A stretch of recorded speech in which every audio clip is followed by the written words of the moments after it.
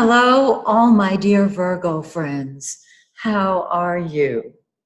I have a wonderful forecast for you, and I'm going to describe it to you in just a minute. You'll notice that you've got lots of activity right around here, and I'll explain what that means. Before that, I want to mention a couple of things that I think you might be interested in. First of all, many of you have accepted my gift of a copy of your actual birth chart. And once you've gotten it, you've said, well, now what do I do with it? How do I interpret it? Well, this is my suggestion. This is my book. I've mentioned this to you. Now that I've cast it, what do I do with it? You can get it on Amazon. It is a very simple to understand book that explains how to interpret anybody's chart. And the way I do it is, I figure your best book is the one between your ears.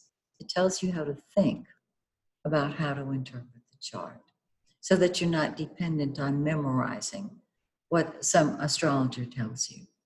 You be your own astrologer. Okay, that's number one. Number two, have you taken advantage of my summer eclipse special? This is my latest special. It runs from July till actually the end, I was going to say the end of 2019, but it does include the first eclipse of 2020. It includes 4 eclipses, 2 Mercury retrogrades, 6 full moons, and of course the major transits that we all have. It is a real deal, and you can get it on my website, MaxineTaylor.com. Now, my full moon ceremony is going to be July 16th at the Phoenix and Dragon Bookstore in Atlanta. Everybody is invited. It's free of charge. If you live outside of Atlanta, if you live outside of Georgia, of the United States, doesn't matter. You can tune in and be with us. We start at 7 p.m. Eastern Daylight Time. Simply convert your time zone to Eastern Daylight and just tune in. It takes about an hour. It may take a little longer this time because there'll be more people. I get about 40 to 45 people at a full moon ceremony. When it's an eclipse, which it will be this month, I get about double. So it could last a little longer. And of course, after we finish the ceremony, I invite everybody to stay and visit with one another and exchange business cards. It's just absolutely beautiful. And so I want to include everybody, and you know that you can tune in and be there, okay? All right, now let's talk about what's going on this month. Good grief. Mercury's retrograde, and we got 2 eclipses. I'm going to start with a retrograde Mercury. And in your chart, Virgo, it's the blue planet. For those of you who don't know what Mercury rules or what a retrograde Mercury is, let me tell you very simply. Mercury is the planet of communication, correspondence, and transportation. It rules our mouth and our minds. When it goes retrograde, which it does 3 times a year, it appears to be moving backwards in the heavens. It's not, but it appears to be, and it feels that way here on planet Earth. What do we do on a retrograde Mercury? We do not start new projects. What we do is we tie up the loose ends of unfinished business, unfinished projects. And after Mercury goes direct, meaning it comes out of retrograde, then we can begin new projects. Now, if you haven't seen my video, my YouTube video, Mercury retrograde, the prequel and the sequel. I love that title. I didn't come up with it. I love it. You'll want to see it because it talks about the shadow of the retrograde Mercury, the one that we feel approximately 2 weeks before it goes retrograde, and the one that we feel for approximately 2 weeks after it comes out of retrograde and goes direct. Okay, so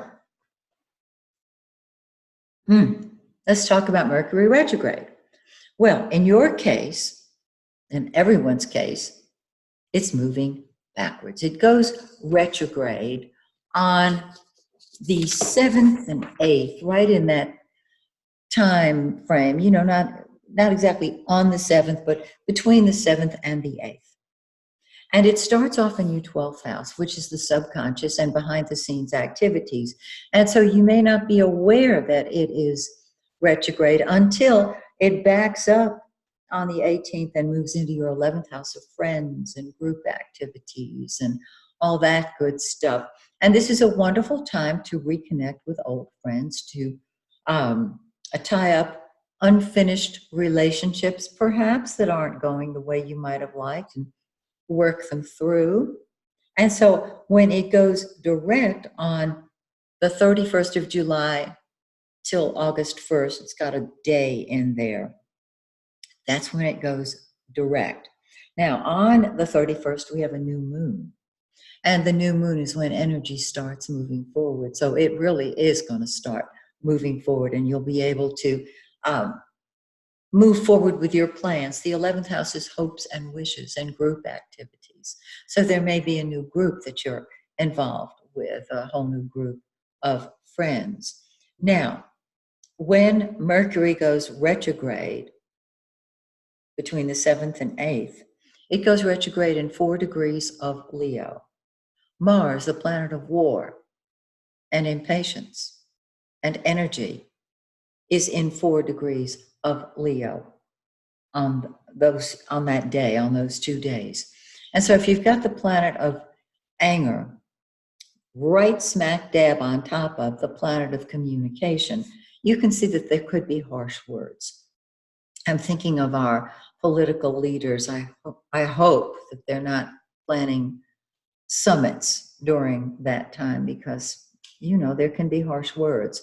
My suggestion is that you put table arguments, that you put your anger on pause temporarily, channel it into a more positive venue than going toe to toe with somebody. Because after Mercury goes direct, the issue can actually no longer be an issue. Okay. So Mercury starts in the 12th of behind the scenes activities and finishes up in group activities and friends. Cool. That works. Now, every other planet is moving forward. Venus, the planet of love and money and beauty, has been in your 10th house, enhancing your career and your public image. On the 3rd, it moves into that gorgeous 11th house of friends and group activities and humanitarian projects. And so wherever Venus is what we love. When it's in your 10th house, you love being in the limelight. You love your career. In the 11th, you love your friends. And on the 27th, when it moves into your 12th house of the subconscious and behind the scenes activities, you love being alone. You enjoy your own company more than anybody else's. So you've got diametrically opposed messages. One says, let's be with everybody. The other one says, let's be alone. You'll be able to do both. Okay? Now, the sun, the yellow planet, the giver of life. Wherever the sun is, that's the center of our life. And it's there right now. It's been there for a couple of weeks. And it's there now. And so being a friend and being with friends, wonderful. On the 22nd, it moves into your 12th house, and you're saying, friends, goodbye, gotta be alone. Want my own company more than anybody else's. And Mars, the red planet, which has been sitting in that 12th house all month, has some anger issues going on. And so you may or may not be aware of it, but you'll feel impatient. And my suggestion would be that you ask yourself, what am I angry at? What am I impatient with? And channel that into a constructive outlet. Okay? Now, let's talk about the eclipses. The first eclipse is July 2nd. It's in 10.5 of Cancer. Find 10.5 of Cancer in your birth chart. Again, look at the chart that I have sent you. All right. Um, this is a new moon. A solar eclipse is on the new moon. And so this is a time of beginnings. And it's in the 11th house of friends, hopes, wishes, and group activities. And this is a time when normally you would say, let's make new friends, which is great. And I think that's a good idea, except that on a retrograde Mercury, to join a new group or make new friends might mean that you enjoy them for the moment, but that they don't last, and you want them to last, perhaps, okay? So let's look at the full moon, the lunar eclipse on the 16th. This one, of course, is in 24 of Capricorn in your 5th house. Now, the full moon brings things to a head. 5th house is fun and games. It's enjoyment. It deals with children, and it deals with everything that's fun. So these two eclipses are fun eclipses. And so just if you have children, they will want your attention no matter what their ages happen to be. And so my suggestion is that you plan your social life accordingly, because it's time for fun. Remember that these eclipses are going to be strongest 3 to 4 months from now. Yeah, cool. And then we have a new moon on July 31st. Now, that is the day that Mercury goes direct. And the new moon is new beginnings, and it's in your 12th house of preparation, behind the scenes activities, and solitude and privacy. With the new moon going direct the same day as Mercury, with the new moon on the 31st, which is the same day that Mercury goes direct, the energy from the direct Mercury is enhanced. So that's what's going on here. And of course, next month, these planets in the 12th house are going to wind up in the 1st. So you're going to want to know how that manifests. Lucky you. 1st house. Yes. So that's what I have to share with you now. Join me next month when once again I take a look at your forecast. Until then, may the stars shine brightly on you and yours. Bye for now.